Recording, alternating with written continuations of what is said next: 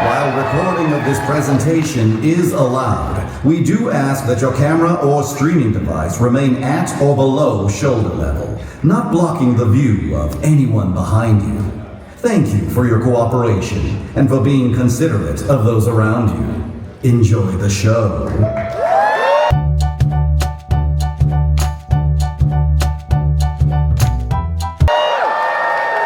Please, welcome to the stage the founders and executive team of Midsummer Scream.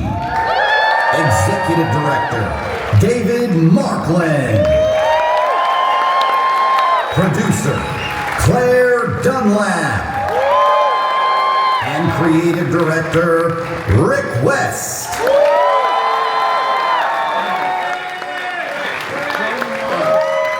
Thank you so much, but really who needs the applause is all the haunters that built stuff in the Hall of Shadows, the 350 plus vendors, all the celebrities who came out to meet you, our over 100 white bat, our volunteer, our whole staff. So if you can, please give a big shout and applause for our white bat crew. They make this so possible. Thank you for coming. Again, I said this at the beginning, I'm still biased. I think this is our best year yet. I'm very proud of it. So thank you for everybody who was part of making this event, and you guys, of course, for coming out. Of course, we never rest, so we're already planning next year. And I'm not gonna say, I'm not allowed to tell you, but like we already have plans for next year, so we're really excited about them. If Anthony back there, who's doing AV, can throw up the dates for next year. Oh yeah, a week earlier. So we look forward to seeing you next August here back at the Long Beach Convention Center. Thank you.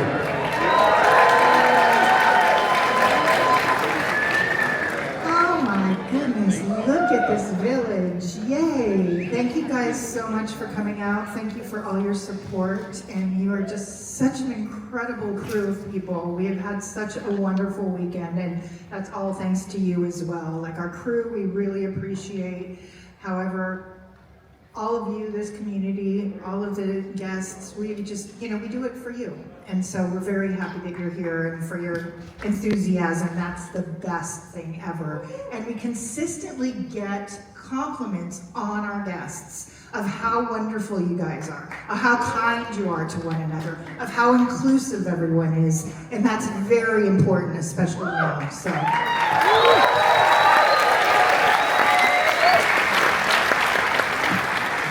And even though Gary couldn't be with us here for the closing, he did want to do a shout out to Anthony and Jim Call, who are our lighting and AV techs. They worked endlessly throughout the entire weekend in order to bring us these stages. So again, thank you for coming this year, and we'll see you next year, okay?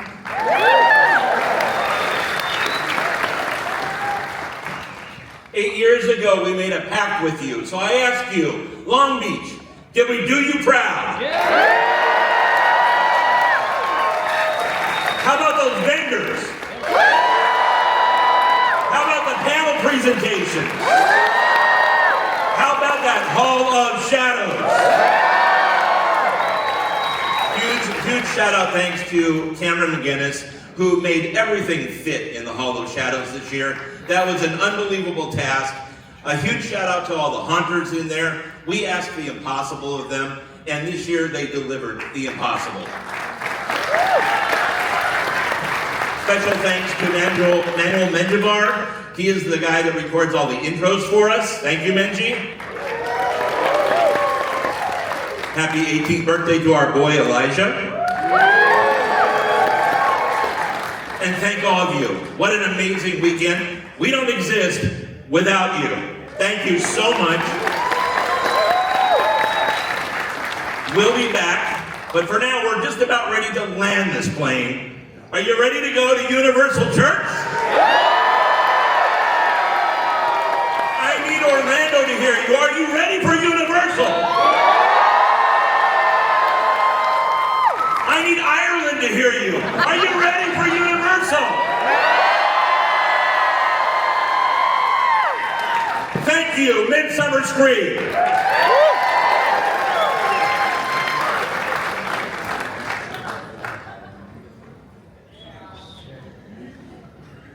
Welcome to Midsummer Scream. Two of the most famous haunt events in the world take place on opposite sides of the U.S., but are bound by 3 letters. H-H-N. While both events share multiple IPs from year to year, they are both unique in their own right, earning them undying coast-to-coast love and admiration from their fans. And just as unique as each event is, so are the visionary creatives behind their production. One of them has come from the heart of Central Florida, and the other has crossed the ocean from his home in Ireland to be with you here this afternoon. Please welcome to the stage Universal's own Titans of Terror, creative director and executive producer of Halloween Horror Nights Hollywood, John Murdy, and senior director of entertainment and creative development at Universal Orlando Resort, Michael Aiello.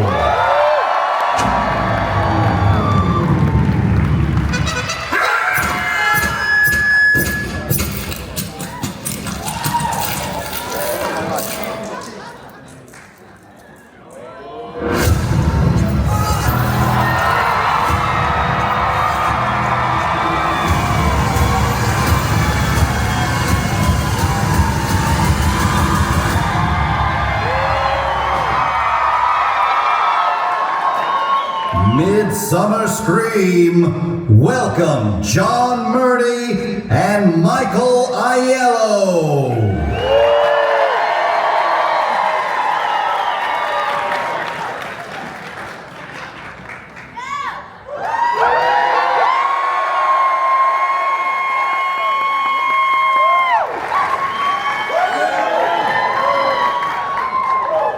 John! That's his name! What's your name?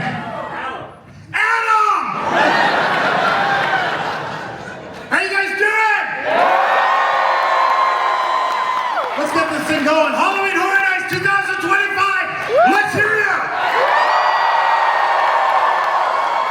West Coast and East Coast. How many of you guys, show of hands, how many of you guys are going to make the trip to both coasts this year? Right on. All right.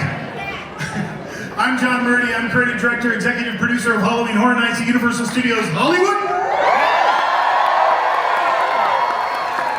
I am Mike Aiello, Senior Director of Creative Development for Universal Orlando Resort. Oh, you know what? Before we do anything, just go with me. Okay. Yep. Thank you. Thank you. Thank you. Thank you. We love our jobs. Thank you. No, seriously, I started doing this as a 10-year-old kid in my parents' garage, and to get to do this for all of you guys every year for the last 20 years, that's just something I couldn't have imagined when I was a kid. So thank you so much for all your support over the years, supporting Horror Nights on both coasts. 100%. And thank you. I'm so excited to be here on the West Coast with you all. I loved walking the floor, seeing all the sights here. This is an amazing convention. Absolutely amazing. I think last time I was here was 2019? Yeah, it's been a few. Yeah. So I am thrilled to be with you all today, and thank you for welcoming me. Okay.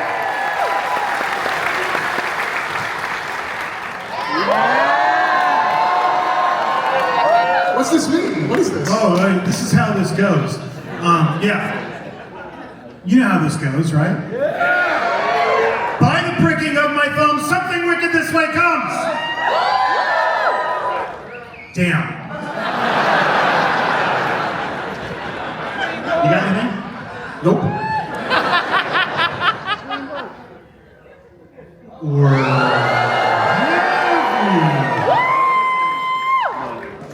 Hold that thought. Okay? We'll get to that. Earlier, we solicited questions on X for our fans to ask Mike and I. But before we get to that, we're going to answer a lot of your questions today. We've got some surprises in store for you. But we thought it might be cool to let you guys be the first people to see the HHN 2025 commercial spot. Would you guys like to check that out? Okay, let me see if I can do this correctly. Awesome. Yeah, that's great. It's going well. You guys need anything?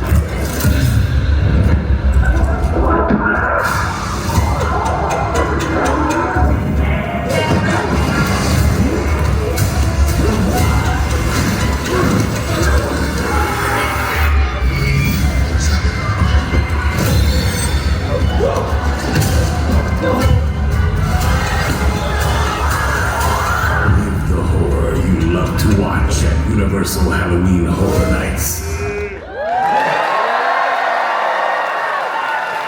You guys liking the lineup for 2025? I think this is our best lineup since 2016, honestly. And we can't wait for you guys to experience it in well, for you, sooner, right? Very soon, very soon. What are you doing here? This is all wrong. I shouldn't be here at all. When do you guys open, seriously, Mike? The 29th is officially the opening night in Orlando. And September 4th for us. So, we're going to start this off. We wanted to answer some of the fans' questions that they put on X. So it's Q&A time. Let's start. Oh wait, this appears to be an Orlando person, Mike. So I'm going to have you read this one. Yes. Okay. How long is your process for selecting which IP franchises you two, your collective teams, choose for the event? What goes into the process? Well, it's how much time do we have? Honestly, like the IP franchise process isn't just John and I. It is a massive team of people. We work with not only our insights team to kind of study what people are enjoying out there in horror pop culture. We look to our marketing teams to help inform us of what's out there and available. We have an amazing team that, along with John and I, approaching certain studios and individuals to seek out if they're interested in working with us. We also have IPs that come to us. Yeah, all the time. Yeah. So we actually start that process in March. So March of this year, Mike and I and a bunch of us would sit down in a room and start thinking about, okay, what do we want to do for HHN 2026? And we'll be doing a whole lot of that this week. That's also why I'm here. Don't follow us. All right, next question. How much do fans have impact on making creative choices for Halloween Horror Nights every year, like acquiring specific IPs for the year? This is from SoCal Tall Guy. I didn't shout out the last one. You guys know SoCal Tall Boy? Yeah. And I would answer that question with Exhibit A.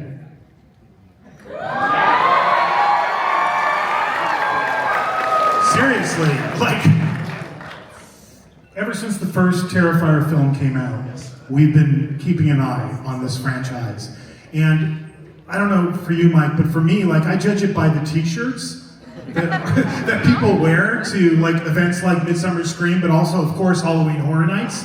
And I noticed after the first Terrifier came out, I was like, oh, cool, what's that? I was checking out people wearing Art the Clown t-shirts. And then when the second movie came out, there's a lot more of you. And then last Halloween, I was like, oh yeah, this is the time. And the same thing's true of Five Nights at Freddy's. For years, our fans have been asking for this franchise. So honestly, this is for you guys. I mean, we sat down this year and we went, number one, Terrifier, check. Let's go talk to Damien Leone and Phil Falcone. Number two, Five Nights at Freddy, check. We really curated the slate with our fans top of mind, no question. Yeah, and I'd be like Five Nights. We knew if we were going to say yes to this, we had to do it right. If you're going to see those characters, they have to look identical to how you see them in the film and in the franchise. So the only group we could have worked with was the Jim Henson Creature Shop. They created everything. Yeah, you guys remember a couple of years ago we did Blumhouse Behind the Screams? Yeah. And we did that prop display? That was the moment that, for me, was the light bulb moment, was walking in there when we had those creatures on display and going, first of all going, damn, that's like 8 foot tall. And then going, oh, if we ever do this, we gotta have Jim Henson's Creature Shop do it. So we've been working with them for like over a year, right, Mike? We've been on this for a long time. And last week in Hollywood, they started loading in, coming into the house. So we can't wait for you guys to check out Five Nights at Freddy's.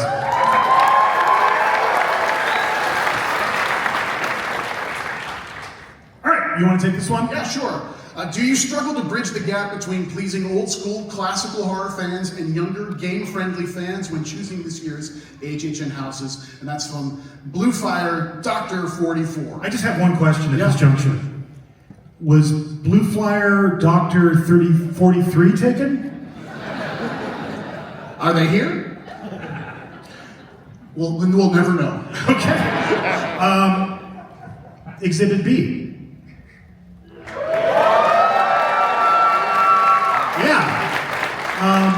Yeah, that's something we intentionally, when we're building the slate, we're looking at that specific thing. We always want to have properties that appeal to the hardcore horror fan that loves slasher movies. That's why Jason Universe is a perfect fit for us. But we've started getting into video games. Way back in the day, Silent Hill in Hollywood. You guys did Resident Evil, right? Resident Evil, yes. And then a couple years ago, we joined forces on The Last of Us. Sure did. And so this year, we wanted to bring Fallout to life. Are you guys excited about that? I was just in there last week with the creators of the show, and it's still like we're just getting into props and dressing. That's going to start rolling through this week. But just to step into the vault, are you guys excited to step into the vault? It's amazing. It's some of the craziest stuff we've ever had to do, but it's going to be incredible. Yeah, well, and it checks all the boxes that we need for what we feel will be a great haunted house. It has diversity environments. You've got the fallout shelters. You've got the wasteland. Diversity in characters. We just installed the T60s into the house just this week. And I said T60s. Ours are in the mail. Ours are coming. We're waiting. But again, it checks all of those boxes. And honestly, like being able to work with Amazon for the first time, we've never really partnered with them before. So we've got a new company that we can collaborate with, which is really exciting. All right, next question. Has any of Universal Orlando's Halloween Horror Nights icons ever been to Universal Studio Hollywood's Halloween Horror Nights? And this is from Sergio Torres, AR7. Time for a short history lesson. Take out your notepads, everyone. Here we go. It's a tradition. We might as well get into this. Yeah, the answer is yes. Way back, the first year I did Horror Nights in Hollywood, 2006, we featured the director. Anybody here that saw that event in 2006? Oh wow! Okay, I'll tell you a quick little funny story. So we wanted to film some stuff with the director, kind of like viral, it was before viral videos really in 2006. We wanted to shoot something from the tram POV, so I put a camera crew on the tram. And I got a good friend of mine who was the lead singer in a band at the time called the Graveyard Farmers. And I said, hey, just, over by kind of like the Bates Motel, this kind of wilderness area, the back lot. I'm like, hey, just when the tram goes by, just come walking out of the woods, dragging a body. But I didn't tell anyone I was doing it. Don't recommend that. And we also featured Jack the Clown. He was the icon in 2007. Bit of trivia, by the way, on the director. His name changed when he came to Hollywood. It did. It did. He was Paulo in Orlando, and he was Pavel in Hollywood. Yeah. And then he was Billy in Singapore, I think. Yeah. So he's apparently an anonymous individual who just goes around the world changing his names. He's got. Well, if you did what he did, you have to change your name. We wouldn't want to give authorities after you. Right. Oh, okay. Will Hollywood Harry get more lore and one day meet Orlando's icon, Jack the Clown? And this is from Egyptian Horror 9. No one heard that. He said, bring chance. Now, it's time for a slightly longer history lesson.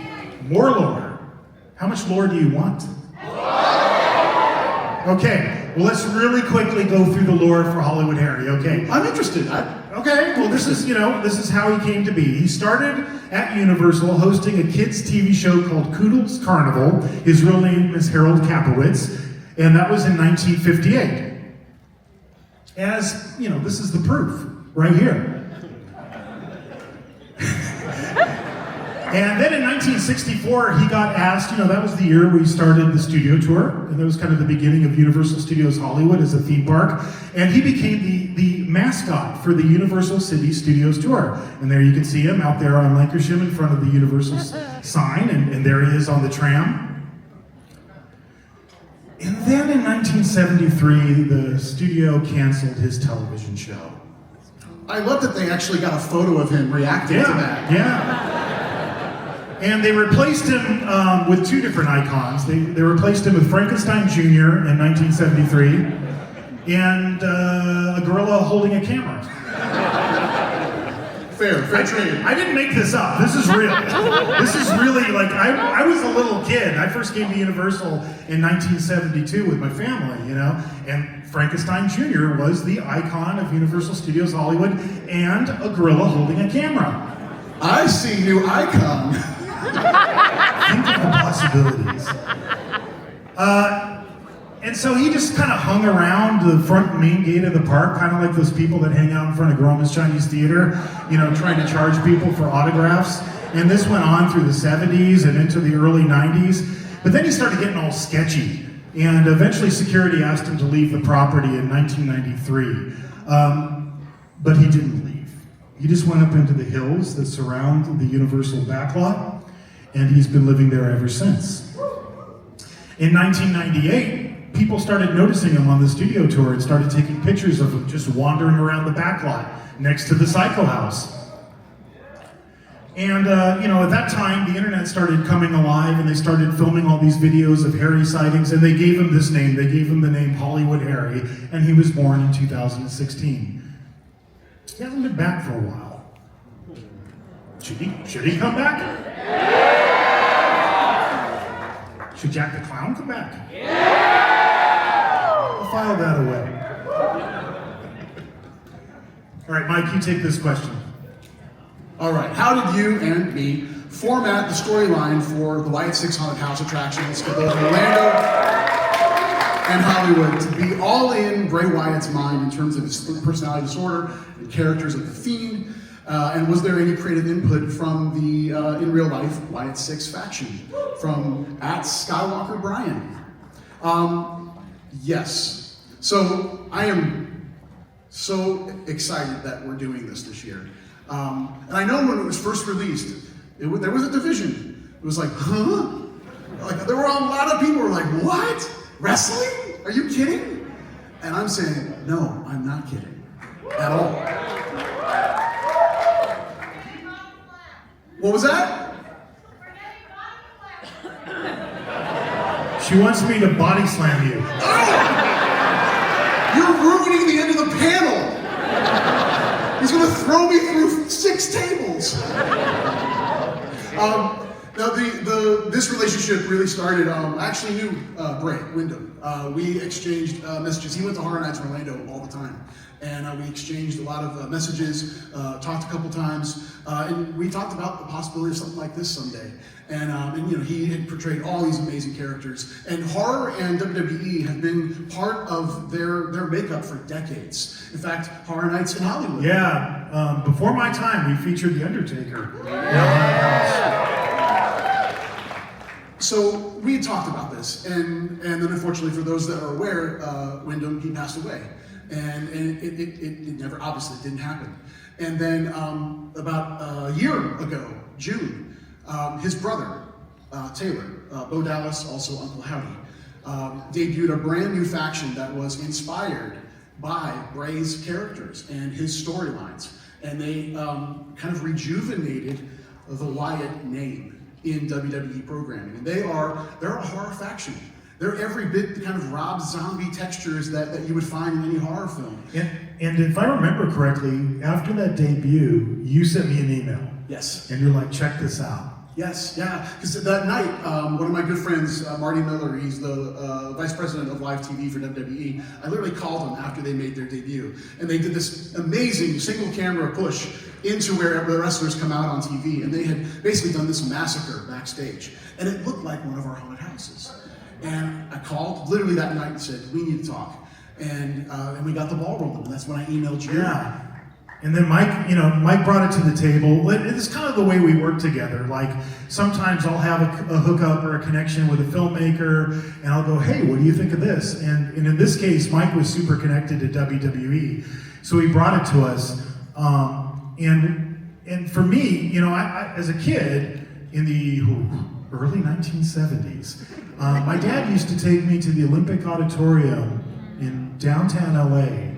You know what I'm talking about? I think it's a church now. But that's where wrestling was held. And this was back in the days when, it wasn't what it is today. It was like Freddie Blassie, John Tolis, Man Mountain Mike, Mil Mascaras, Haystack Calhoun. It was that era of wrestling.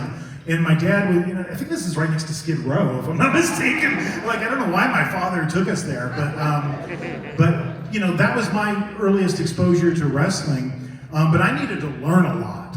So I literally watched YouTube videos, which I often do, pretty much the entire history of Bray Wyatt's arc in WWE from the Wyatt family all the way through, and then with the Wyatt Six, like watched every single wrestling match, every single promo. And by the time I was done, I had such an appreciation for the genius of Bray Wyatt.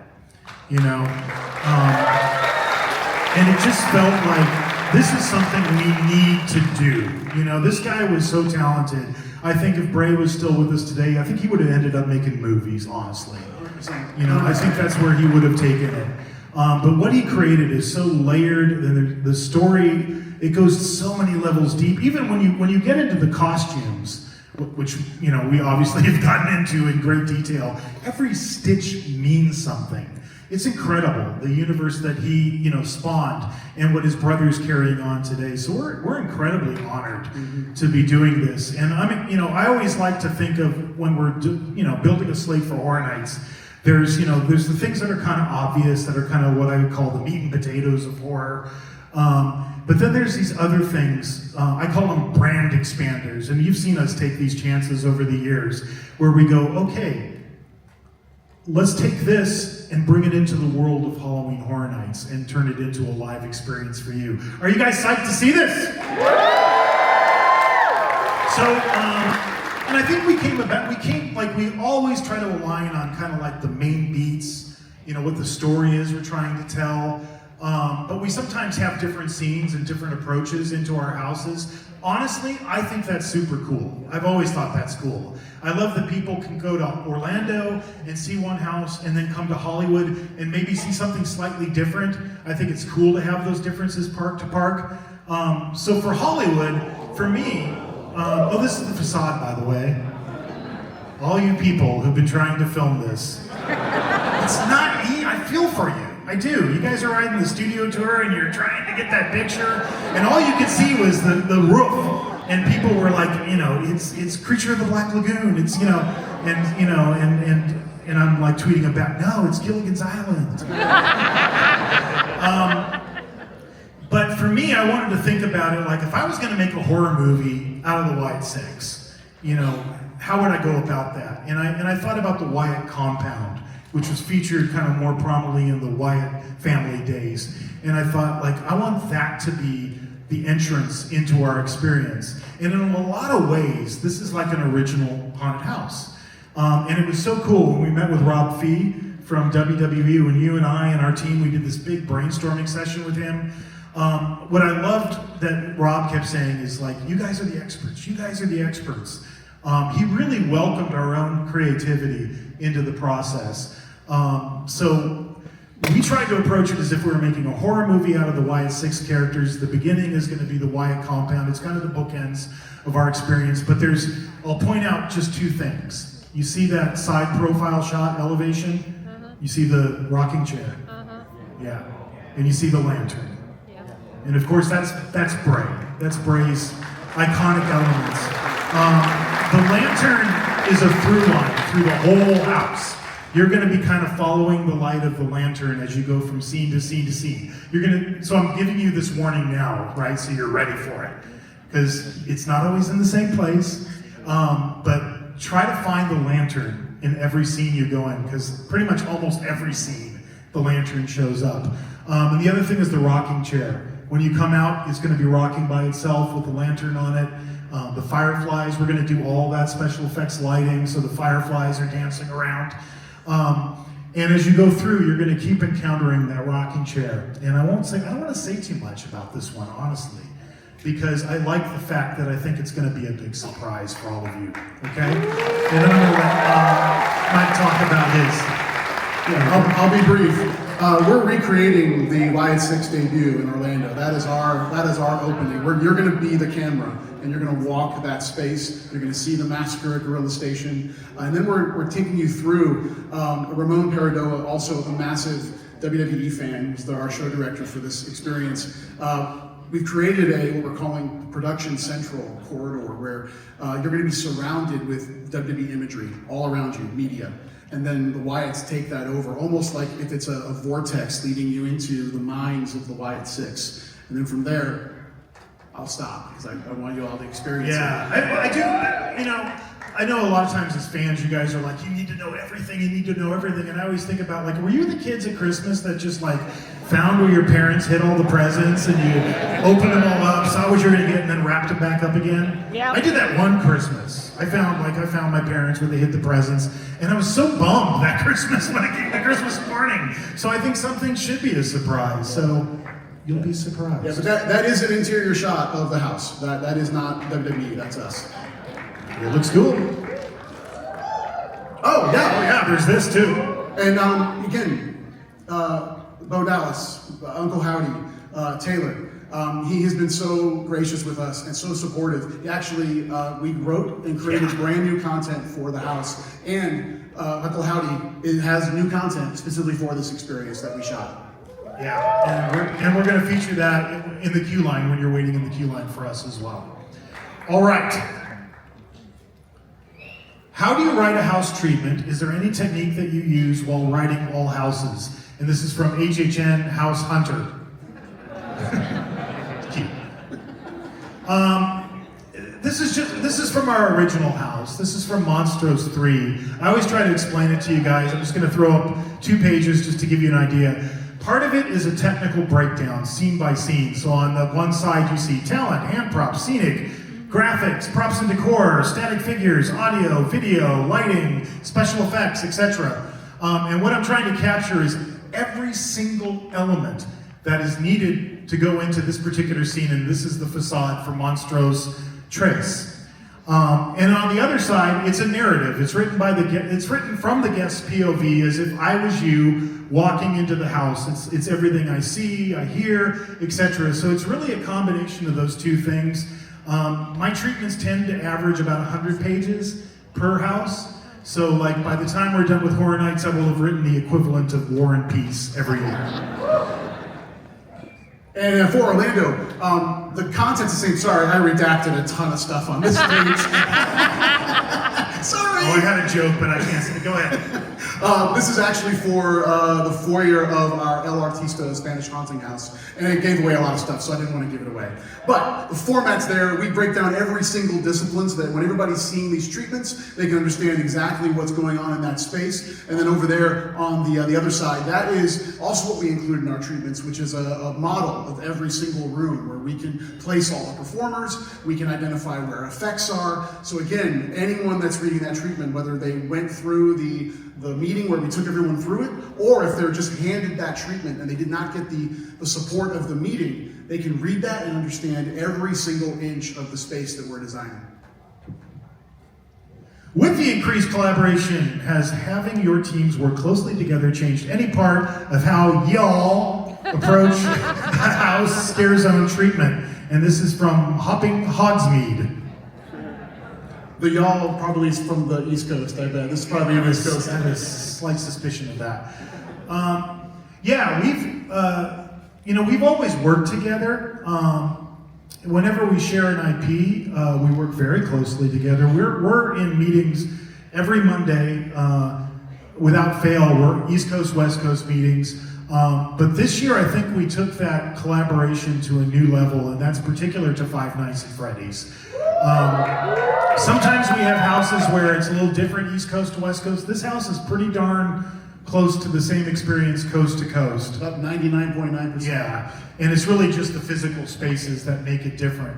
But we kind of divided and conquered on this house. We would literally divvy up the various disciplines, whether it was design, scenic, audio, video, etc. And we said, okay, you guys got this, we got that. And it's the first time we've ever done this, but we really collaborated in a much more intense way across the board in that particular house. Yeah, 100%. I mean, I think we learned a lot about each other's process, Yeah. even more than we had just kind of working in meetings together. Our teams working closely on design, which really hadn't happened before. Yeah. And it was an awesome process. We learned so much about each other's teams, and I think it really brought everybody really close together too. Yeah, it's we can't wait for you guys to see this house. This is something that we've, I honestly, like 5 years ago, if you would have said the same thing, hey, why don't you have done Five Nights at Freddy's before? I probably would have said it's impossible. But it was really that moment of being in the lobby when we did Blumhouse Behind the Screams and going, of course, Henson, that's how we have to do it. That made this possible. All right. Can you share a moment that you had with the fans where you both knew you had created something special through your work on Halloween Horror Nights? From Movie Howler. Honestly, this may be cliche because it's every year. I mean, here's the reality. John and I are up here talking to you all, but we represent a massive team of people that are working together to bring this thing to life every year and to make it different every single year in as many ways as possible. The moments that we've had with fans is really the thank yous to the team. Again, we're walking the event. Sometimes we'll walk in the event after it opens, and we'll be together. We'll be a group of our team, kind of assessing the event, and people just coming up to us and saying thanks. We realize how much this event means to you, because it means just as much to us. Because that's the other reality is, like, I was this character. Most of our team grew up in the event, and we're now helping to create the event, and that means so much to us. To be able to do that, to bring you something that you can escape to every single year. Because I think that's really what this event is about, is we all want to escape to some place that is that warm blanket. And for many of us, all of us in this room at this convention, horror is that warm blanket. Yeah, I think this is the thing that constantly amazes us, is that, the horror community, I think it's the coolest fan community there is, And it's not just like that it's cool, but it's the most supportive, it's the most inclusive, it's just, like all of us collectively, we found our place, And so when we think of our event as creating that place for you guys, that once a year, you get this time of year where you get to be with all your friends and all the people, that you love in this community, and get to experience it together. Just one thing I'll say about this particular question, like over 10 years ago, and this happens to me all the time, I had like a dad walk up to me and he's like, hey, my son's really into like your event, he's kind of obsessed with it. And I thought it was like a fad and it would pass, but he wants to do this when he grows up. I don't know what to tell him. Can you give him some advice? And I did, and I've stayed in touch with that family all these years. And this year, that same kid, who was a little kid who came to Horror Nights, just finished his first internship for us, working on Horror Nights.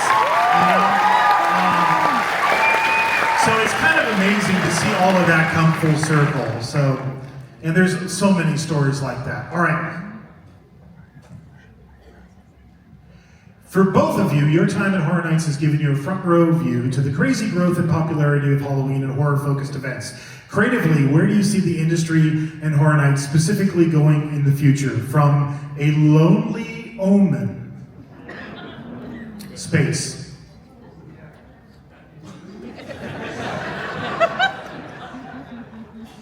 No? Sure, why not? Space station is just sitting there. I mean, you should have a haunt on it, don't you think? I don't know, where do you see this going? I think it's actually happening already. I mean, we just soft opened Horror Unleashed in Vegas. If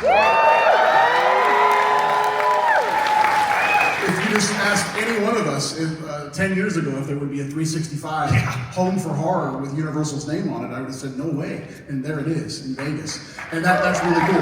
That's really cool. And it's a whole different experience. It's a whole different thing than what Horror Nights is. And that was important about that Vegas experience. Is it gives you a taste, it gives you a flavor, but we also want it to be unique, just like we want our Horror Nights events to be unique. That's very important for that application. And, you know, on the East Coast, Epic, you know, now has an entire Universal Monsters Land.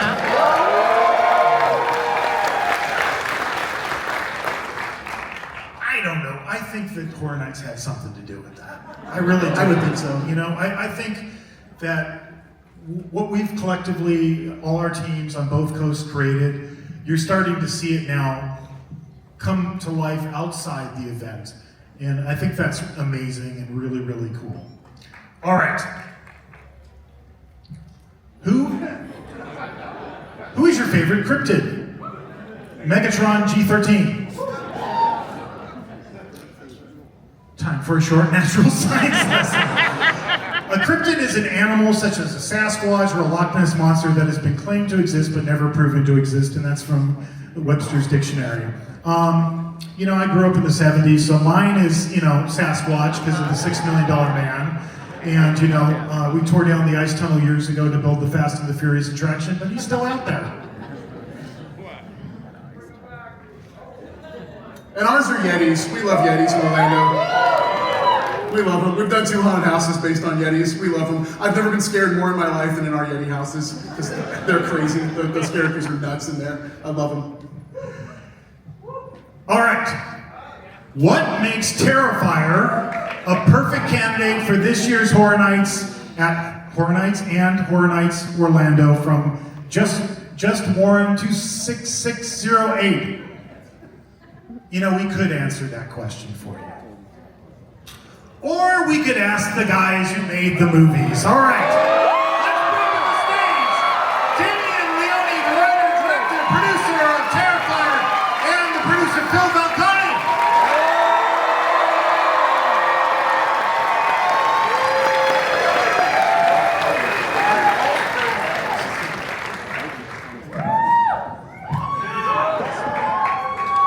What's up, everybody?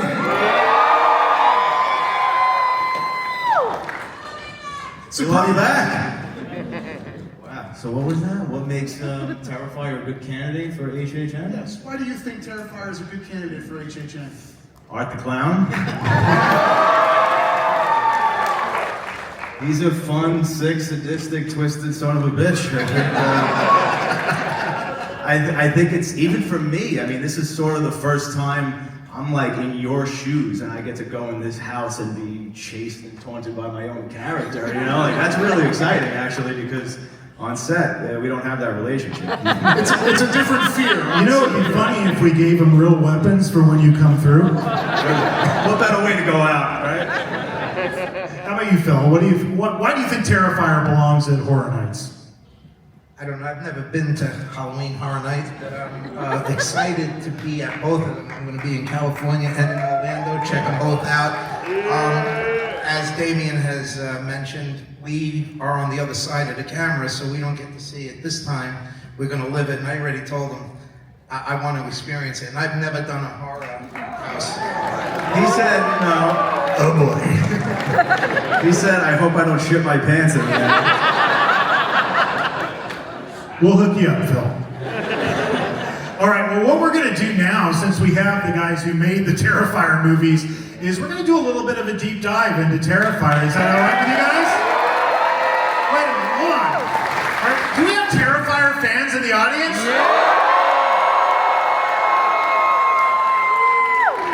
That's what makes Terrifier a great franchise for Halloween Horror Nights. All right, let's start with the concept.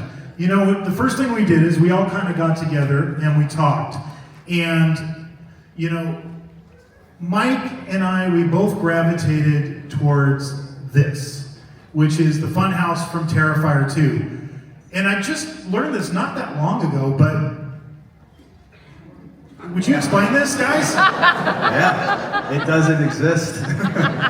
Yeah, so in Terrifier 2 you see this, and we did not have the money to build an actual scale facade. So I'm a fan of like really old school techniques that they don't really use anymore, so I wanted to use sort of a miniature forced perspective approach to doing this. So we really just built like a 3x2 foot facade, and then we used some digital effects to map it into, you know, like with a background plate.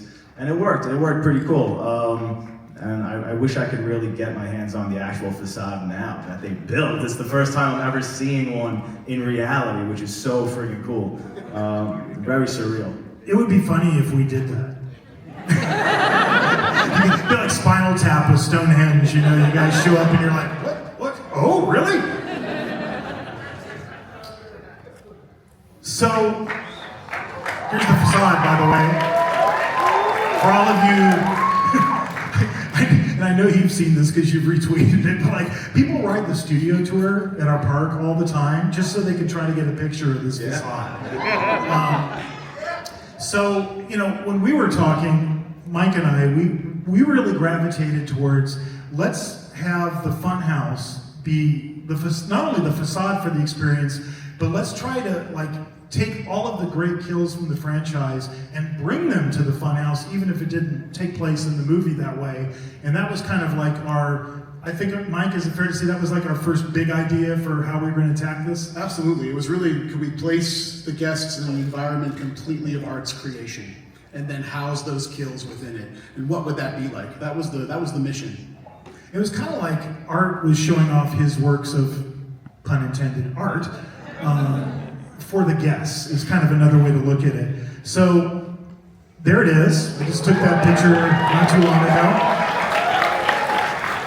And what we're doing now, we're adding all the scrub grass and the dried plants and all of that stuff. But that's the Terrifier facade. And just to highlight a couple of things, when you're waiting out front, it's going to be the Terrifier theme music, and then you're going to hear like a radio, and I'm talking about Hollywood, you're going to hear the radio station kind of changing channels, static, hear a little blip of, you know, the Clown Cafe theme song, and then it's going to land on a news report, and it's going to say, police are on the lookout for a tall, thin man wearing a black and white clown costume and carrying a large garbage bag. And while this news report is going on, there's two doors. The clown head door is the door you're going to be going through. But Art is going to appear standing behind that door, and then he's going to open the gate. And then he's going to come out. And I gave him another gate in the fence, so he can get real up close and personal with all of you.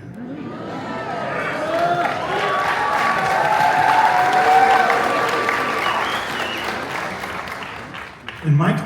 Ditto! Here's a scenic elevation of the facade in Orlando. We made one minor alteration to really sell that Art has taken it over. We painted over the clown that looks a lot like Jack the Clown and made it Art instead. So you can really, when you go into the house, you really get a sense that this is Art's world. He's now taken this funhouse completely over. And then I think the next slide is the facade. There it is. That's it.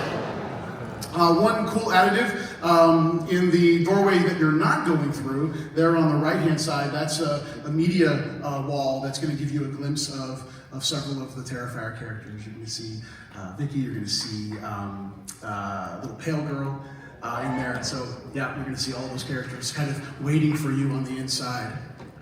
Did you guys ever go through like Carney fun houses when you were kids? Like growing up? Yeah, absolutely. Did they freak you out? Not too bad. I kind of like that stuff. Gravitated to it. Creepy shit. I grew up in Coney Island. And they Did you really? Yeah. I love Coney Island. And they had the freak show in there. Oh, yeah. You know, that's when that was a popular thing. we used to see it, you'd be walking down the street and you'd see the people with the weird looks on them. You had some crazy shit going on in my Did you ever work there for a summer when you? I never worked there. A lot of my friends did. That's how we actually got the carnival for Terrifier 2. Funny story, the guy who owns Adventureland, it used to be Nellie Bly, he used to handle the ponies. For 15 cents, you'd ride a pony in Coney Island. Yeah. And he owns the park today. And he let us, well, he rented it to us, but rented it to us at a very nice price.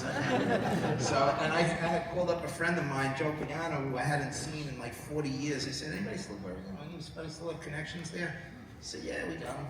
And that's how we got it. Oh, that's cool. So you actually filmed the interiors in an old... Not the interiors. We shot the exterior carnivals in Nellie Bly, and then we shot the interiors in Fright Factory. It's a haunted house. Oh yeah, totally. Yeah. And he's a great guy too, Frank. Yeah. Let's talk about the characters. Let's start with this guy. And, I'm sure, Damien, you've probably told this story a million times, but if you wouldn't mind, like, what was the inspiration for Art the Clown initially when you first came up with him?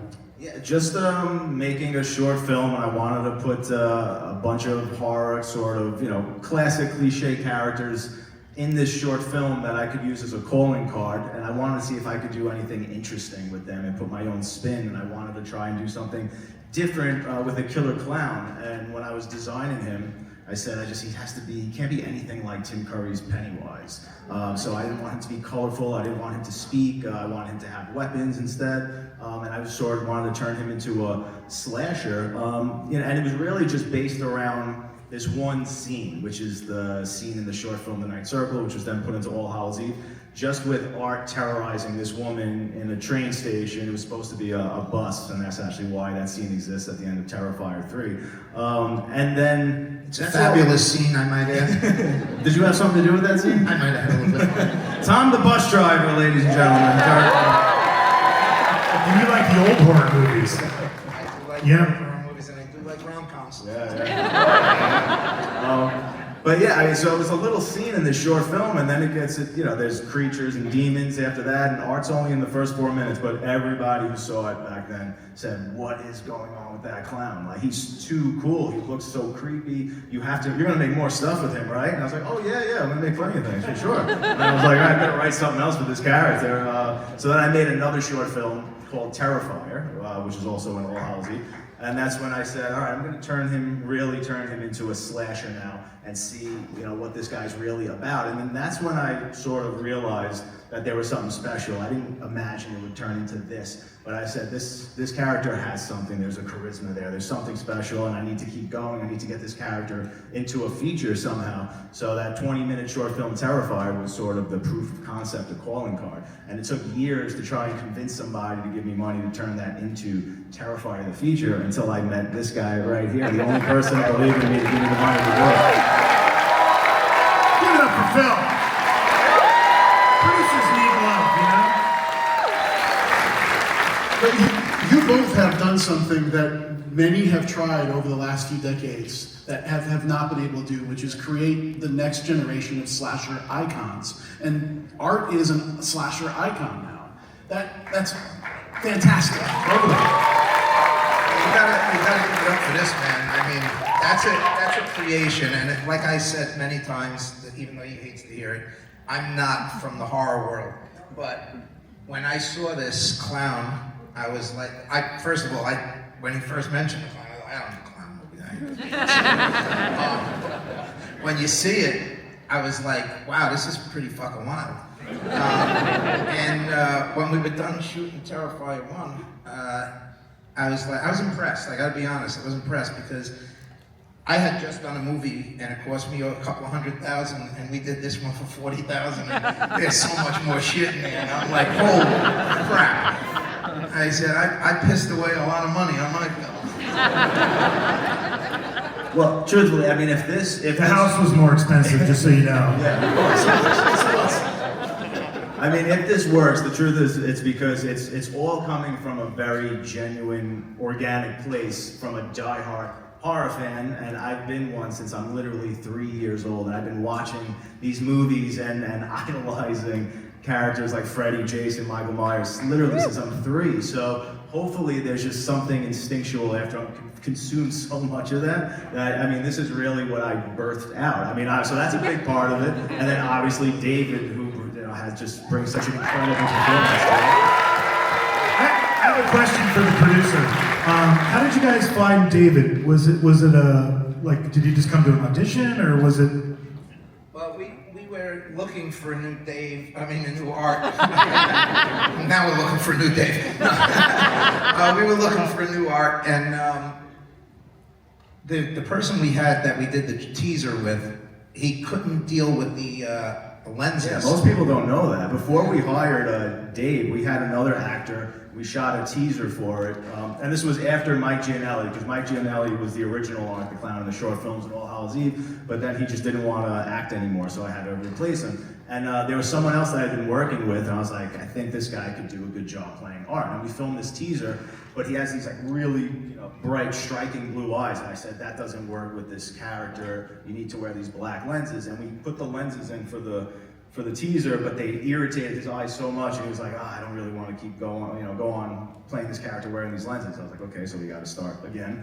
And I said, let's hold an audition. We put it online, and then we rented an office in Manhattan, and we had people come in. And David, I've said this many times, David was like the 6th person to come into the room, and as soon as I saw him physically, I was like, this is the guy. I'm like, please let this guy not just be a raving lunatic or something. I'm like, yeah, I'll take, he doesn't have to do anything. He just looks so perfect. And especially I was looking for somebody thinner now, because the way I sculpted Art's face, he's sculpted to look kind of like a zombie.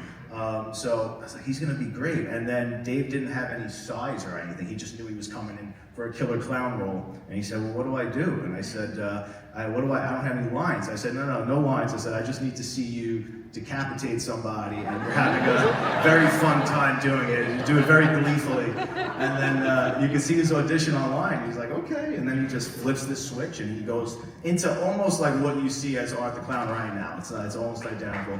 Yeah, and fantastic. Knew right then it was gonna surpass like what I was even looking for. And it was just Phil and I in the room, and then he left, and I turned to Phil and I said, are we really looking for anything else? I was like, that's the guy, so let's bring him back, put the makeup on him, and have him do this all over again. We basically shut down the audition right there, and that was it, yeah. Wow. So, let's talk about Art. So we always do character illustrations. They're done by our in-house artist, Lucas Colshaw. He's been doing these illustrations for years. You guys know his work. He's been doing it for years and years and years. These are just some of the iterations of Art the Clown you're going to experience in the house in Hollywood. We have our classic bloody Art. We have Art after he's scalped the woman and is wearing the hair. We have poopy Art. And of course, Santa Art. And then this is kind of a combination of Orlando and Hollywood. But Mike, did you have anything on that? No, I was just going to say, I mean, it really is about the multiple ways we need to bring this character to life for a house that has to run, the number of nights it has to run. Yeah. You've got prosthetic versions, you've got mask versions. You're seeing two on the sides there, 2 new iterations of the character that our team's created with Damien's guidance. Yep. Let's talk about Vicky. Can you, Damien, can you explain like the character of Vicky, like where that came from? She's evolved. She has evolved, yes. It was, again, taking traditional tropes and then seeing if I can do something interesting or spin it in a new direction. And I don't think I'd ever really seen a final girl go through this transition where she's the supposed final girl in the original, but then she turns into a victim, and then she turns into a villain. So it's been one of the most fun arcs through the entire franchise, and especially to just watch Samantha find this character and become more and more evil and sadistic as this goes, and see how much she enjoys that element. And this was like a really challenging makeup that also evolved through the course of the movies. It was very crude originally. It was totally different materials, and then by the time we got to Terrifier 2, I resculpted everything, made new teeth, and this is very, very difficult makeup for her to wear, because she's virtually blind, so obviously one eye's completely covered, the other eye has an acrylic eye that plugs into the prosthetic and has a tiny pinhole for her to see through, and then the dentures, they go, obviously they clip into her teeth, but they have these gums that push her real gums as far up as possible, that twists her mouth out of shape, and then we basically glue the prosthetic into that, so she's stuck looking like that, and blind for, 10 hours or so, it's not easy, yeah. And Samantha's one of the most amazing people you'll ever meet. Solid through and through. She bitched a little, but solid. She drove me can crazy. you blame her? Yeah, I can. She drove me crazy on 3, but well worth it. And what you're seeing on screen right now, the character design, but also like the mask as it was evolving. Yeah, we haven't figured out the vision thing yet. We're gonna have to figure that out. I'm looking at it going, okay, where is she looking through? Vision isn't important. Just feel around. And then there's the little pale girl. How did this character come to be in the second movie?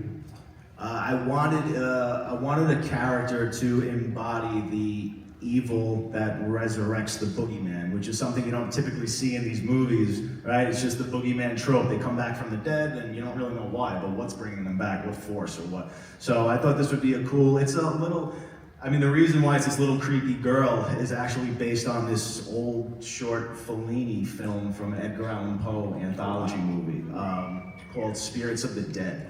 And there's this little devil pale girl in it. I started seeing all girls starting to dress up as art and do their variation. I was like, I have to quickly do my own version of this before it's out of my hands. It was like the first Halloween when people started dressing up and I started seeing that and I was like, all right, I'm gonna make my own little version. Because the original pale girl was supposed to look like her, obviously, but not be dressed as Art the Clown. She was gonna be in this sort of sundress and have a flower in her hair, and then I quickly was like, no, it's gonna be a female little Art the Clown. And you will find out a lot more about this character in the next one. Yeah. So, for us in Hollywood, Little Pale Girl is a special effect. We have a scene called Dolly Molly, and when you come in, it's the sequence in the film where I think they're dental tools that are sitting on and she's just ripped all the flesh off her face. And as you come into the scene, it's an animated effect where there's a little sensor you're going to trip, and then she does a 180, her head turns 180 to look at you. In Orlando, we've got live performers that are going to play Little Pale Girl, in both versions, both iterations, in her most ghostly sense and then her most mauled sense. We have team members right now who are just so excited about playing this character. They absolutely are loving it. But can I just say, everything you're saying, this is all them. This is what they presented to me for this house. And I'm just, and I was just blown away. I mean, this is everything that you could possibly want and more put into this. If you love this franchise, you are going to absolutely be blown away by what they have in this experience. Really. And speaking of final girls, Sienna Shaw, and she's such a badass. We had to find a place for her to be in the house as well. And again, I'm just going to show you, this is where we start. This is the character design. We're going to have her show up in the full, cosplay outfit from the second movie.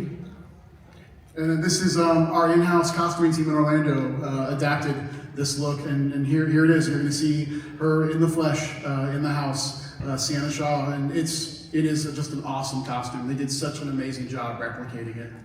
I already feel bad for this performer backstage, because sorry, it's a visual. They're going to be like, excuse me, excuse me, excuse me. But you have to have the wings. I hope you have a lot of duct tape handy. Let's talk about what makes Terrifier Terrifier, the kills. And I was really interested, when we first announced this, I was getting all these questions like, you guys aren't gonna go. Oh yeah, we are. We're gonna go there. And let's start with one of the most infamous kills.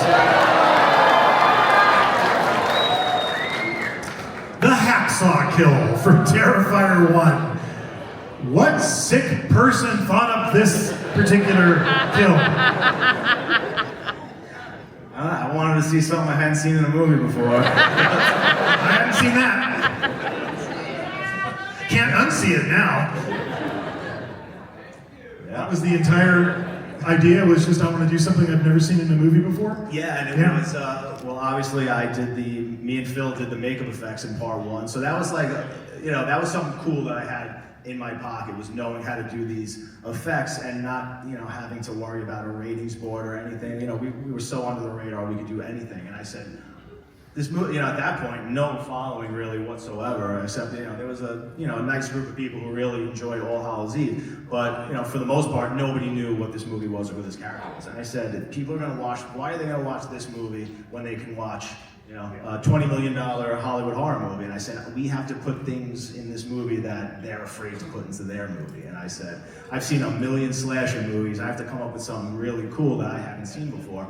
And actually, I started investigating medieval torture methods to see if anything piqued my interest. And I saw, and a few things did, and I saw a picture, a drawing of someone hung upside down, and two people at the end of this giant saw cutting this. Yeah, it's very dangerous. Yeah. Unfortunately, I know exactly what you're talking about. Yeah, and I said, I said, could I pull that off and have him do that alone with a girl? And I was like, yeah, I think I can do that. I mean, if I have the audience at that point, I was like, they'll stick with me for the rest of the way, or maybe I'll lose them all at that point. But yeah, no, we did it, and seriously, like, huge, kudos and credit to Catherine Corcoran for going through that. I mean, that took a lot, and I had discussions with her during that, before we shot that scene, and she said, listen, if we're gonna do this, like, this has to be the coolest thing. Like, don't make me regret doing this. Like, if you're gonna do it, make it look super cool and make it be something memorable. And I think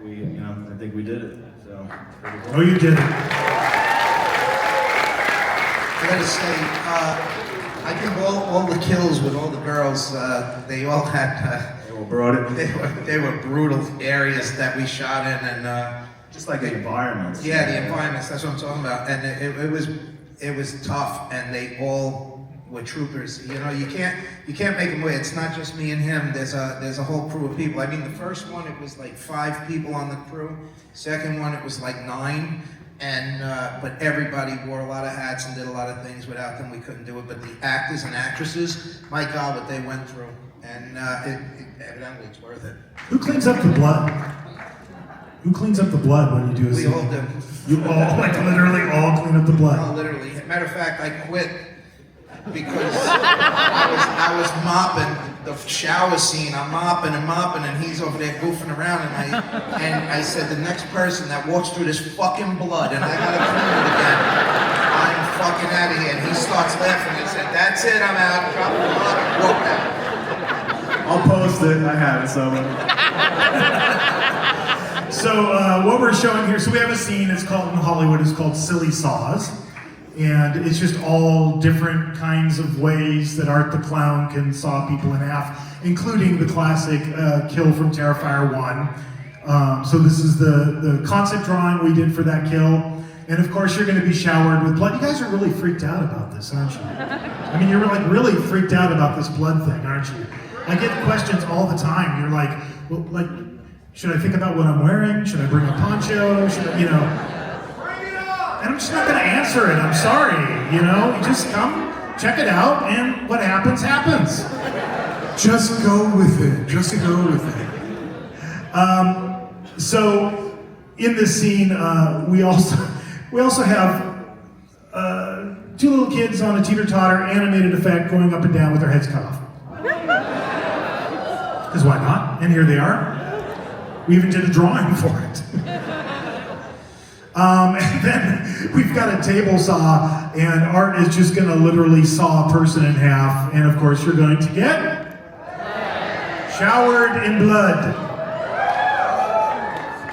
And Mike's got a gag of his own here. Go ahead, Mike. So we mentioned before about not only want to feature the kills, we also want to surround you in the kills. So because this is Art's Funhouse, we created a corridor in Orlando that on the ceiling, you can see here, are all the hacksaws moving above your head and sawing bodies in half as you're walking through this corridor, with blood spraying all around you as you're going through. So, and this is a trend in most of this house about how do we take that kill and then how do we physically affect the guest with it. And this is one of the reasons, or ways that we're doing that. I don't know, looking at these pictures, I think I need Depends when I go travel. We can hook you up, Phil. It's all right. We'll give you universal branded Depends. How about that? I'm gonna hold you to that. I think I just got a new sponsor. Merchandise right now is going, wait a second. I think when Henry Ford, came up with the idea for the assembly line, he probably didn't really anticipate where that would go in the future. Oh yeah, Allie's death, Terrifier 2. You guys know what I'm talking about, right? All right. So we're gonna do it. We're gonna do that scene with the bleach and and the salt and the whole deal. But there's a twist. Before you get there, you're gonna have to go through the scene we call barrels of fun. Okay? Bleach barrels stacked up either side of you. As you start to walk through, you're gonna hear, the Tommy gun going off. The barrels are gonna light up, and we're pumping in the smell of bleach. And then you're gonna get showered in bleach. And then we reveal it's all Art with his Tommy gun. We're doing the same thing. It's happening the exact same way. But here's a photo of the house. Here's some of the bleach barrels that are going to be spraying bleach all over you. That looks hygienic. And, okay. I have to say, Terrifier 3, so we were already working on this. And Terrifier 3 was, coming out in the movie theater. And, you guys know I live in Ireland most of the year. And it was like a Tuesday night. And I was like, okay, I gotta go watch Terrifier 3. I can't wait till somebody hooks me up with a link where I could have watched it. Stop begging. All right. So it was literally a Tuesday night, and I went to on the website of my local cinema, and it was like, I don't know, like a 9 o'clock show or something, and I looked at it and I'm like, there's one seat left on a Tuesday night in the northwest corner of Ireland. I'm like, really? And so I bought that ticket. Only 2 people walked out, and everybody else hung for the whole thing. But when I watched Terrifier 3, the mall Santa scene, I knew we had to do something with that. So okay, again, inspiration for that. Did you always want to blow up Santa, or? No, it's just how do you kill as many kids at one time as possible?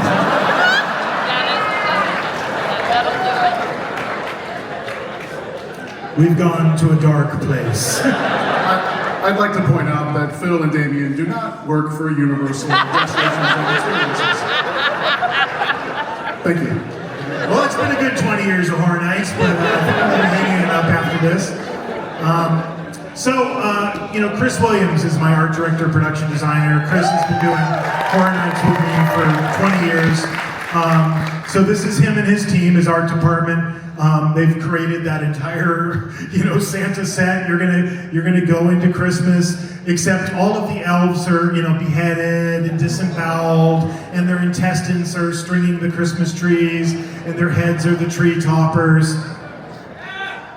And then after you go through this, we're going to take you through this like hedge maze of Christmas, and it's all the Terrifier, it's a Terrifier Christmas, all of that is playing, and it's just going to rain blood, so literally, we're just not giving you a choice, dry path, no, just all of you go in the same place, and of course Santa Art will be attacking you with his chainsaw the whole time. Yeah, ditto. I mean, We're doing exactly what John just described. Here's some scenic elevations done by our amazing team back in Orlando. Manuel Cordero is one of our designers working on this house. A light maze there. You can see some of the bodies that are strung up. I will say, and this is a record, this house has the most bodies ever in a haunted house in the history of Halloween Horror Nights in Orlando. That is a fact. That is a fact. Yeah, there's a lot of dead elves.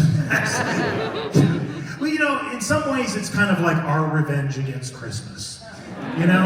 Because, I don't know about you, Mike, but like, you know, when I come out to LA every year and like you go to Home Depot and you're like, oh yeah, look at all this Halloween stuff. Last year I was trying to find like a costume for my kids because they came out for Halloween.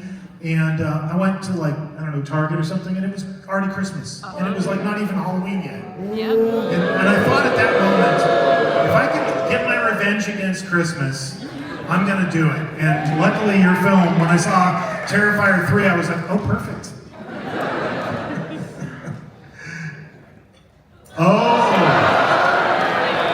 Oh God. If you thought Texas Chainsaw Massacre smelled bad, if you thought The Exorcist Believer smelled bad, if you thought the bathroom scene in Insidious with a kid puking smelled bad, these guys, you know, they did the work for us. They're in the first Terrifier movie, there's that scene in the pizza parlor. I don't know if you would care to explain to our audience the inspiration. Explain yourself. Yes, explain what Art did in the bathroom. I never saw a slasher like take a shit before, so how do I make my guy different? And it just became a running theme, though, you know, through the motif, so to speak, through the movies. I do have a very specific question because I've been trying to figure this out ever since I like watched the movie and went through it. What the hell is that in the sink? It's got teeth. It's got eyes. It looks like poop. It is. It's a poop monster.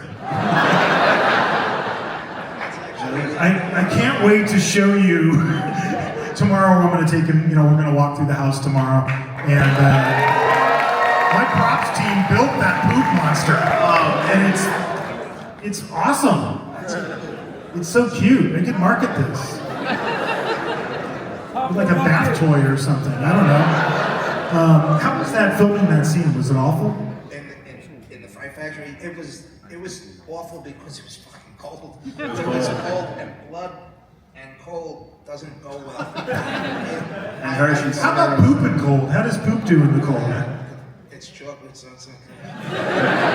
I'll tell you what grossed me out was when we shot the pizzeria scene with the shit, because that was a real active pizzeria. Matter of fact, I was making pizzas in the front while they were shooting the scene. They didn't even close for you? They closed for us, yeah. Needless to say, they're not operational anymore. The health board would have something to say about We that. shot that in an active pizzeria, and we didn't hold back. Did they give you pizza at least? I made the pizza. Oh, you made the pizza? We were still cleaning up when they opened the next day and people started coming in to eat. Yeah, crazy. And so much blood got into the dough mixer, and that was crazy. I felt terrible because I always say, however we go into a Yeah, place, you gotta leave it the way. gotta leave it better. Oh. Gotta leave it better than when you go. We failed miserably on that one. All right, well, let's share some of the love. So this is the scenic elevations for the bathroom scene. You know, for us, the way we kind of have it laid out is you're in the funhouse. You're going through the funhouse scene. We thought, well, you know, funhouse, you know, should have a food place, and then it, you know, there's always a place you can grab a bite, and then, you know, there's got to be a bathroom. So it was a kind of a natural flow for us to go to the bathroom. So while you're in the bathroom, we thought it would be fun to have like little Easter eggs in the stalls. So there's kills inspired by Terrifier 1, 2, and 3 as you're going in. So we got the dude from the pizza parlor who gets his head turned into a human jack-o'-lantern in stall number 1. We got the mashed potato kill from Terrifier 2 in stall number 2. And we have that unfortunate construction worker that Art rips all the flesh off his face in stall number 3. But then batting cleanup, is art. And as you're coming in, he's writing his name on the wall in Poop. And if you look at that character design, his little, clown gloves are just caked in it. So, and the smell will be pumped in as well. We're just replicating what we saw.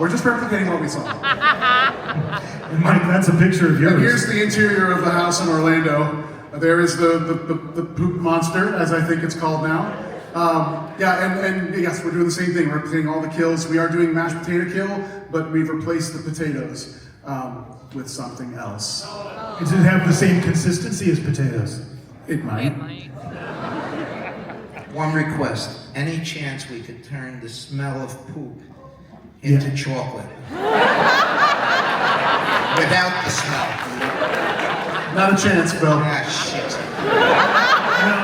Phil, I gotta tell you, we've only really done a poop scene once. So we did it the first year, 2006. We had a house called Asylum, and it was an original house, and we had a scene like that. And I would come home from work at night, and my wife would go, "Why do you smell like poop?" And I was like, "Oh my God, it's I had to throw the jacket away because it was bad." And there's also, I should mention, getting in and out of the bathroom are underwear hanging in your path with. It's been a little accident. So I'm sorry.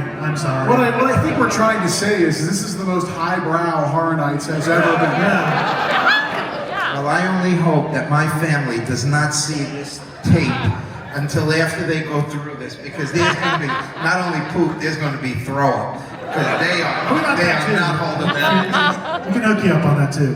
Well, let's go from poop segue. John, what are you doing here? I'm trying to increase the sales for their vendors out in the lobby. The food should have been first, and then the bathroom. Well. Right? So all of these, if you go to these carnivals, that set up, there's always food. So we thought, of course, the food should be the Clown Cafe. So these are just scenic elevations of some of the elements you're going to see in the Clown Cafe. We built Art's food trailer. We built the whole thing. We built that playground set with all the dead kitties. We did that lovely United Colors of Bennington mural, whatever that is. And the Clown Cafe host there's an Easter egg. You'll see her slumped in the corner. This is post-Art blasting her with the blowtorch. So she's, burned to a crisp. The music will be playing. The kid with the Art Krispies cereal, that's gonna be in there. And then there's that weird, I don't know if it's a hat box or what the hell that is, with the heart in it and all of the maggots and stuff. And we Yeah, that's right. That's exactly what it is. Is it? Right on. The lack of what we don't know. So that's in there too, but that's a little, people like to touch stuff in Horror Nights. Don't try to touch the heart, because you'll get a surprise if you do. Okay? That's all I'm gonna say. 10,000 volt, no, just kidding. 10,000 volts, well, no.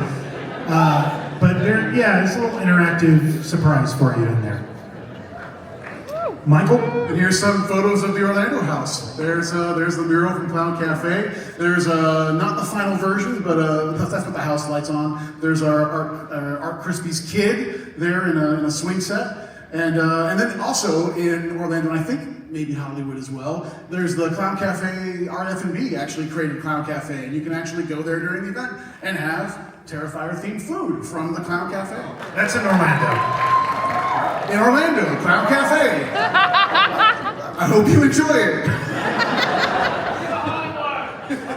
We're just serving a cereal bowl full of razor blades, broken glass, and mealworms. Really? Okay. All right. Now we do feel like we should warn you of a couple of things. Okay, I'm gonna do my warning for Hollywood, and Mike's gonna do his warning for Orlando. don't go out the chicken exit. Okay? You might encounter a chicken exit in the house. It'll look just like that. Look for that chicken, or actually, I think that's a rooster. It's a rooster chicken exit. You might end up backstage if you go out the chicken exit. Hell yeah. And you might encounter some things you're not supposed to encounter. So if you see the chicken exit, Take it. you know, at your own risk, okay? And it's a little surprise for you guys, okay? So I'm just gonna leave it at that. In Orlando, I think we've gone on record saying this is going to be the wettest house we've ever produced in the history of the event, and we're not lying. We're giving you two paths in Orlando. You can make a choice. You can go to the left-hand side, which is our dry path, if you choose. I agree, boo to that. So why would you want to have less of an experience? Or you can go right, and you're going to go into what we're calling our Symphony of Blood. In this picture you're seeing, this is our finale. What you're not seeing is art on a second level. Underneath him is a blood waterfall. If you move to the right-hand side, you'll be entering into our Symphony of Blood. And I'm not kidding, you are going to get drenched. I'm talking front row Jurassic Park.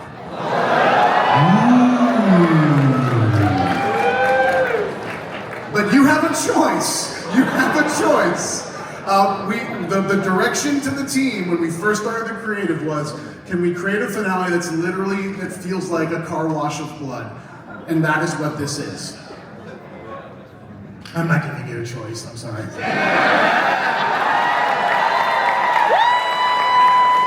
But wait! There's more. I'm hearkening back to the beginning of this panel. And we said, by the pricking of my thumb, something wicked this way comes. Do you want some? I mean, you've been through all the announcements at this point. There surely couldn't be anything else we could possibly announce. I mean, with this slate, it's so stacked. What else can we possibly do for you people? Well, okay, I'm gonna stand up for this. So, you know Where's Waldo, right? I always thought it would be fun to do Where's Waldo like in a theme park. Except instead of Waldo, it's Art the Clown. So as you're traversing, if I may use that word. You just did. As you're traversing the theme park, Art the Clown is out there, okay? I'm not gonna tell you where it is. You might be in a store. Yeah, you might be in a store, and you might turn around and he might be right behind you. You could go down, to the Universal Plaza and plop down and go, hey, it's time for a drink or it's time for some food. And look across from you and there's somebody just mad dogging you. Right? You could go down the Starway down to the lower lot of the park. He might be down there too. He could be anywhere.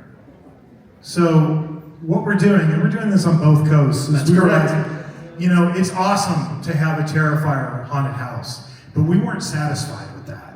We were like, Art's such an awesome character. And we really truly believe this, guys, Damien and Phil. I mean, Mike and I grew up on Freddy, Jason, Leatherface, Michael Myers. We were like smack dab in the middle of the slashers.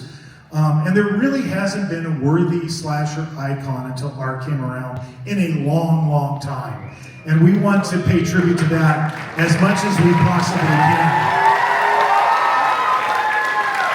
So these pictures up here, they're kind of suggestive of what you might see in the park. I don't know, Mike, if you want to add something else to this. No, I mean, it is exactly what you said. We want Art to be everywhere we can possibly put him, and also never tell you when that's going to happen. You will encounter him when you least expect it. And that's the really fun thing, and that is the character. He's predictable. Yes. So we're proud that you all let us do this as well. And everything we're talking about here, Art in the Park, the house, is our loving tribute to the work that the two of you and your teams did to create this amazing franchise. Yeah, give it up for him.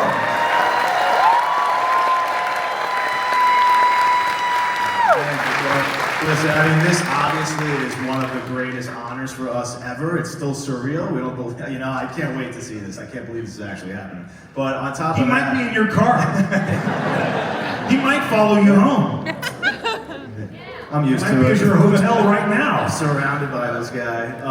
But seriously, just for embracing exactly what this franchise is and what you guys love about it and what it's known for, it was the coolest thing. Because there's a lot of times we're presented with opportunities, but then people are like, oh, but you can't do this, you know, you gotta stay away from that, we don't like this. And it's like, well, then it's not really Terrifier anymore, you know?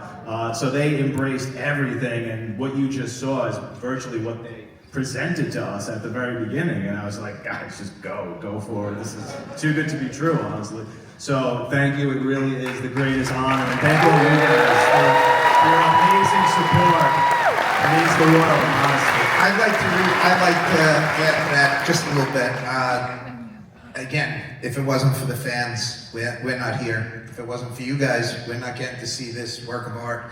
And I gotta say, out of all the people we worked with, I've never seen Damien so on board with what they came up with. Usually it's like, you know, my motto is close is good, Damien's is like bullshit. And I've never seen him agree so many times, so fast, like, yeah, that's cool, yeah, that's cool, yeah, that's cool. So they were doing the right thing here. Hey, one other thing about the in-park Art the Clowns. Anybody have tickets for RIP? Alright.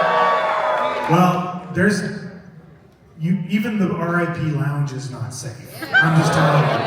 Like, you're gonna go in there and get your lovely buffet dinner, and yeah, that's not safe either. Just so you know, okay? More to come. Alright, it is audience participation time. When you came in today, I believe they gave you all an Art the Clown mask. You guys got it? We're gonna do a selfie, okay? So I'm gonna put this down so I don't break anything. We're gonna bring the lights up. Everybody hold the Art the Clown in front of your face, okay? Do we have them too up here? Somebody's bringing them out. Oh.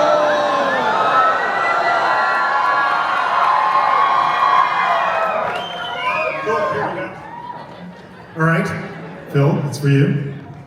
Damien, that's for you. Arch, you don't get one because you already have the face. So we're gonna turn around, face the audience. Put them on, everybody, all of you, now! Oh, wow, that worked. I'm gonna yell more often. 1, 2, 3.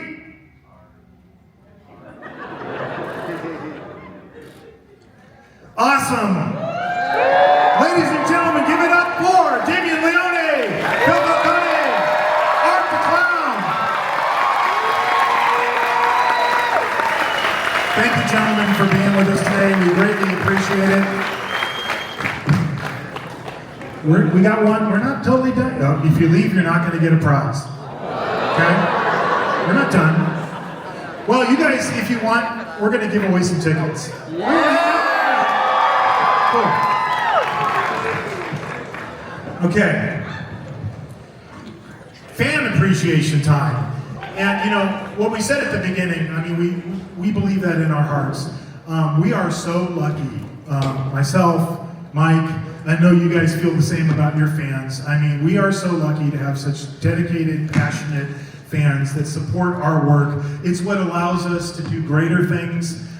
It's what fuels our creative passion. So thank you all for being fans of Halloween Horror Nights and supporting us all these years. It is greatly appreciated.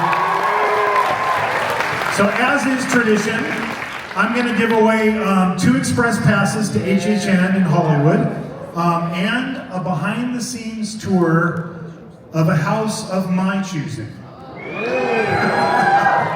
Because, and probably by the time we do this, I'll, you know, because we're in the dog days of Horror Nights right now, both of us. We are just, you know, all of us, everybody who works on this event. And is there anybody here who works on Halloween Horror Nights? Raise your hands.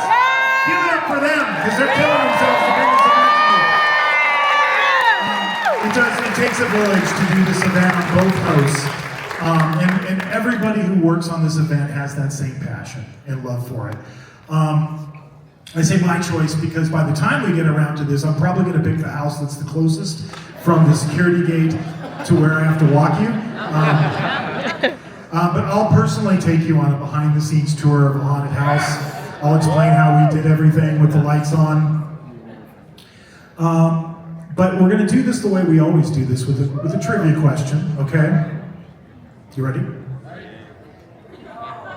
Wait for it.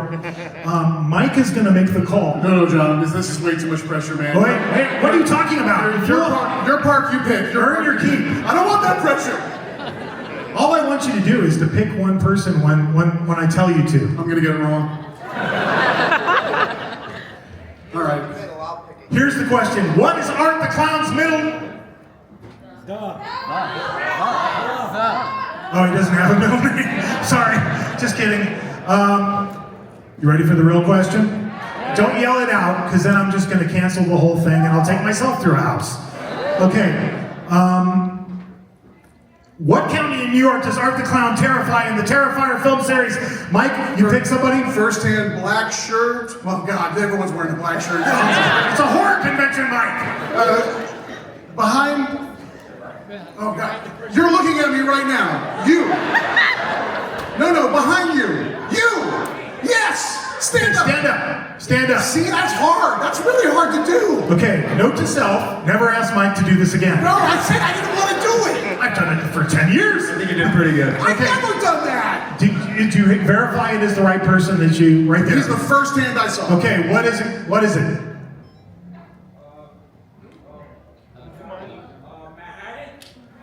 Nope. Oh. Next one. I got it again? What is the county in New York? Mike, pick one. Right there. Miles County. Miles County. Yay! And the answer is, wait for it, Miles County, New York. All right.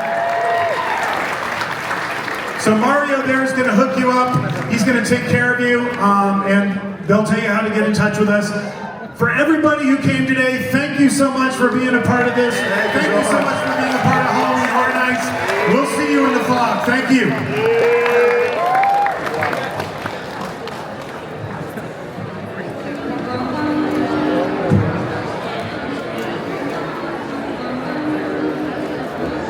At this time, we ask that you collect all of your personal belongings and make your way out of the auditorium.